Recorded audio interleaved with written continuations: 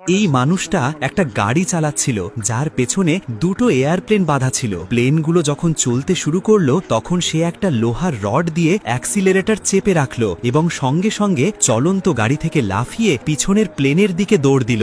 সঙ্গীদের সাহায্যে সে প্লেনের ভেতরে ঢুকে পড়ল। ঠিক তখনই দরজা বন্ধ করা হচ্ছিল এবং উড্ডয়নের প্রস্তুতি শুরু হয়ে গিয়েছিল। পিছন থেকে শত্রুর ভারী বাহিনী তাদের পিছু নিচ্ছিল। প্লেন তখনও রানওয়েতে দৌড়াচ্ছিল আর নিয়ন্ত্রণহীন গাড়িটা সরাসরি একটা খাদের দিকে যাচ্ছিল। এয়ারপ্লেনের ভেতরে বসা সবাই আতঙ্কে ছিল।